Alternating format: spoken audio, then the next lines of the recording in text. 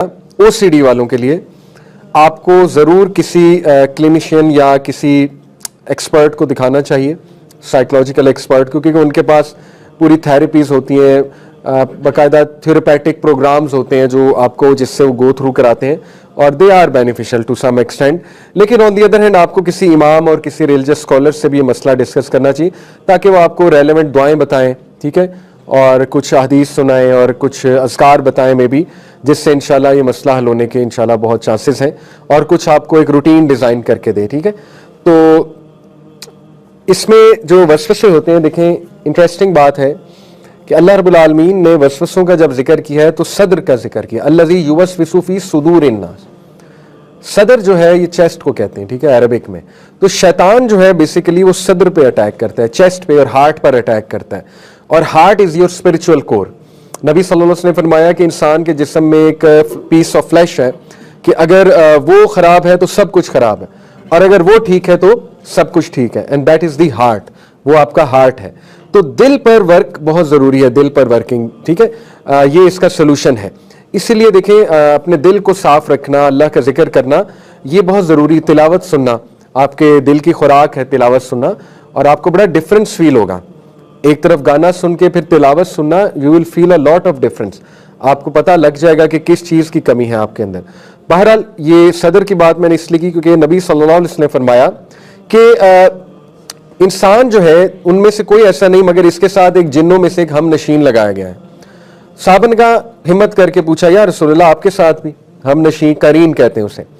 आप सबसे ने फरमाया मेरे साथ भी, लेकिन ये अल्लाह ताला ने इस पर मेरी मदद की है कि वो मुसलमान हो गया और मुझे सिर्फ नेकी का हुक्म देता है। सुभान अल्लाह, यानी हमारे नबी में इतनी पावर थी, तो अल्लाह के नबी ने कहा मैंने तो उसे कायल कर लिया नेकी के ऊपर, मुसलमान कर लिया, लेकिन जाहिर है कि हम नबी नहीं हैं। तो ये जो करीन है इसका कुरान में भी जिक्र है, ये है सूरह काफ की आयत नंबर 27, कौला करीन हूँ, उसका करीन उस दिन कहेगा क़यामत वाले दिन, रब्बना मा अतग़यतुहु वलाकिन काना फी ज़लालिन बईद, ए मेरे रब, I did not make him transgress, मैंने इसे गुमराह नहीं किया, he himself was in extreme error.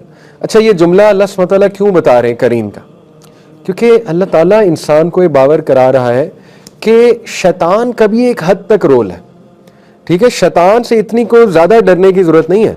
शैतान तो उज़र पेश कर रहा है, वो तो कह रहा है मेरा तो इस पे कंट्रोल नहीं था अल्लाह ताला, मैंने तो सिर्फ थॉट्स डाले थे, वसवसे डाले थे, करने वाला ये खुद था। इससे साबित होता है कि शैतान एक हद तक बस आप पे अटैक कर सकता है। तो इससे ये भी साबित होता है, देखें कि कुछ लोग जादू और इन चीज़ों से ना बहुत डर जाते हैं, तो डरने की कोई बात नहीं है। शैतान जो है वो उसका कंट्रोल कोई ख़ास नहीं है, स्पेशली अगर आप नमाज पढ़ रहे हैं, अज़कार कर रहे हैं, सूरह फलक सूरह नास पढ़ रहे हैं, ठीक है, रेगुलर कुरान पढ़ते हैं, इंशाल्लाह वो तो वैसे ही आपकी बड़ी हिफाजत होती है। लेकिन करीन हमारे साथ लगा हुआ है। और एक और हदीस में आता है, नबी सल्लल्लाहु अलैहि वसल्लम ने फरमाया जो शैतान है वो इंसान की रगों में खून की तरह दौड़ता है, ये भी हदीस है, ठीक है। तो ये करीन ही है जो इस हद तक सराहत कर जाता है इंसान के जिस्म में, और फिर जाहिर है कि वो बहुत नेगेटिविटी भी क्रिएट कर सकता है, और जितना इंसान गुनाहों की तरफ जाएगा वो मजीद एक्टिव होगा, क्योंकि उसकी खुराक गुनाह है। तो इंशाल्लाह यही कोशिश करनी चाहिए कि खुदा न खास्ता अगर गुनाह हो भी गया, देखें एक चीज़ को आप पकड़ लें, ज़िंदगी की रूटीन बना लें कि खुदा न खास्ता अगर कोई गुनाह हो गया तो फ़ौरन अच्छा अमल कर लें कोई, इसको आप इंशाल्लाह अपनी ज़िंदगी का हिस्सा बना लें। क्योंकि नबी सल्लल्लाहु अलैहि वसल्लम ने फरमाया जब इंसान गुनाह करता है उसके दिल पे एक काला धब्बा लग जाता है, और अगर वो कोई अच्छा अमल नहीं करता, वो काला धब्बा या रिपेंट नहीं करता, वो बढ़ जाता है, यहाँ तक कि पूरे दिल को काला कर देता है। तो इंशाल्लाह ये कि बंदे से कोई ख़ता हो गई खुदा न खास्ता, तो वो फ़ौरन से 2 नफल पढ़ ले और वो अल्लाह से तौबा करे, इस्तग़फ़ार करे, ठीक है, लेकिन ये कि सच्ची तौबा करे कि उस तरफ रिटर्न ना हो। तो यही तरीका है करीन को जो है वो डाउन करने का। जितने आपके अज़कार स्ट्रॉन्ग होंगे, जितने आपके इंशाअल्लाह ताला नेकियां होंगी, उतना वो वीक होगा, और जाहिर है कि फिर जितना वो वीक है उतने वसवसे इंशाअल्लाह ताला कंट्रोल होंगे। ये वो दुआ है, औज़ु बिल्लाहि समीइल Aleem मिनश शैतानिर रजीम min hamzihi wa nafkhihi wa nafsihi. I seek refuge in Allah, the all hearing, all knowing, from shaitan, the outcast, and from his whispers, his blowing and his nafs. आपको पता है कि कुछ स्कॉलर्स ने ये जो है मिन हमजिही व नफखिही व नफ्सिही, इससे कुछ स्कॉलर ने उसकी सिंगिंग भी मुराद ली है। नबी सल्लल्लाहु अलैहि वसल्लम ने बाकायदा हदीस में आता है ना कि शैतान अपनी आवाज़ से मुतासर करता है लोगों को, तो आवाज़ का से मुराद है सिंगिंग। तो उसकी सिंगिंग से भी पनाह मांगी गई है, शैतान की सिंगिंग से। तो आज की सारी म्यूजिक इंडस्ट्री शैतान की सिंगिंग है, ठीक है। तो वो सिंगिंग से वसवसे आते हैं, तो उससे भी पनाह जो है वो मांगी गई है। इसी तरह ये इतना स्ट्रॉन्ग, मैं आपको लिटरली पर्सनल ऐसे केस स्टडीज बता सकता हूं जिनको मैंने ये जिक्र करने का कहा और they reported back to me के बहुत फ़र्क पड़ा है वसवसों पे और ओसीडी पे, और हमारे हालात बहुत चेंज हुए, ठीक है। ये जिक्र सुबह से शाम तक 100 बार कर लेना चाहिए, आइडियली सुबह ही कर लेना चाहिए 100 बार, ठीक है। अगर 100 बार नहीं हो सकता तो कोई इतना परेशान होने की जरूरत नहीं है, अपने सर पे सवार करने की जरूरत नहीं है, 10 बार कर ले, ठीक है, इंशाल्लाह। पॉइंट इज जरा गौर व फिक्र से करें।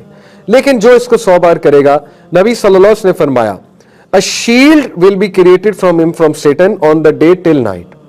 सवाल ही नहीं पैदा होता शैतान उसके करीब आए या शैतान उसको कोई तकलीफ पहुंचाए, ठीक है।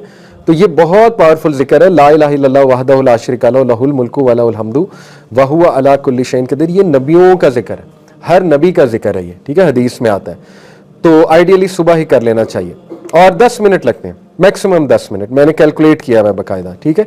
तो एक वीडियो भी है एक राकी की, एक स्कॉलर है तो राकी होता है जो स्पिरिचुअल हीलर होता है, एग्जॉर्सिज्म नहीं होता वो करने वाले। तो एक वीडियो है यूट्यूब पे, उसमें वो वाकया सुना रहे अपना कि एक खातून पे जिन आया हुआ था। जाहिर है पोजेशन हो जाती है, हमारा इस पे ईमान है, बड़ा रेयर होता है लेकिन हो जाती है। तो उस पर पोजेशन हुई थी बाकायदा।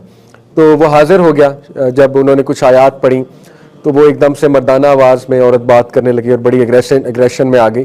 तो उनके हस्बैंड भी साथ मौजूद थे, तो उन्होंने उससे कहा जिन से कि तुम अल्लाह के हुक्म से निकल जाओ।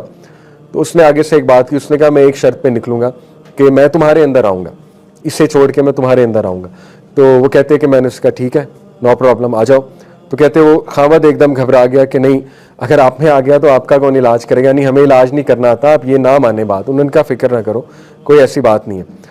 तो बहरहाल उसके बाद ना वो बहुत ज़्यादा, वो कहते हैं कि तकलीफ में था, as if he was under a lot of pain, the जिन। तो उन्होंने से पूछा आ नहीं रहे मेरे अंदर।